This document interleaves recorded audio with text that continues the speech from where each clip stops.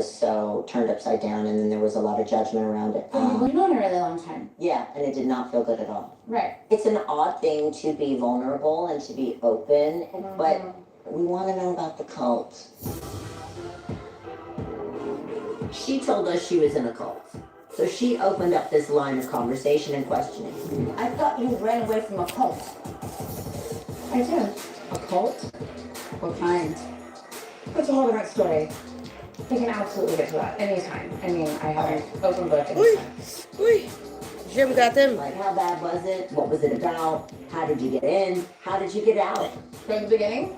Yeah, I want to know like, what's going on so I can go talk about you later behind your back. Amazing.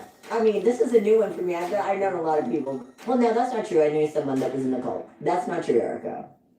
I do know someone that escaped from that NXIVM.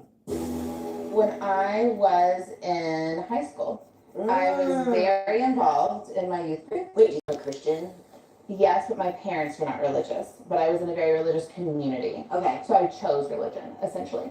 Growing up in the literal buckle of the Bible Belt, in a family that wasn't religious, I was always curious about God. I loved going to church with my friends. I was kind of exploring what religion and God were to me. I mean, I don't think that was a bad thing for me.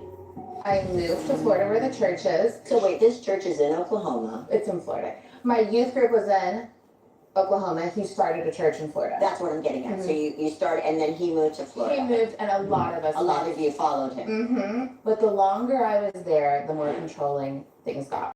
So he like tells people who to marry, who to date, who to be friends Get with. out of town. Absolutely. I remember casually saying to the pastor, you know, I saw my older sister this weekend, and I told her, you know, that I was kind of feeling blah and blah about blah, blah, blah. You would make your sister believe that being with Jesus isn't the greatest life imaginable? You're not leading her to the Lord? Before you know it, you're isolated, you're controlled, you're cut off from people. Like, Financially isolated too. well, you're giving money to the church. That's my point. It absolutely controlled you. My whole agenda became not to get in trouble, not to be called into the pastor's office to talk about what the ever. After about a year and a half, I started to like think for myself, talk to people outside the group I wasn't supposed to talk to, call home where my parents were saying this is a call. Like, and I eventually just had to get the balls to leave. So October 31st, 2008, Halloween, I go to church that night so no one will suspect a thing. I volunteered. You drove off from church. I drove from church to my sister's house in Orlando. Thank you. When I left, the pastor called me. Some rage and anger were definitely directed toward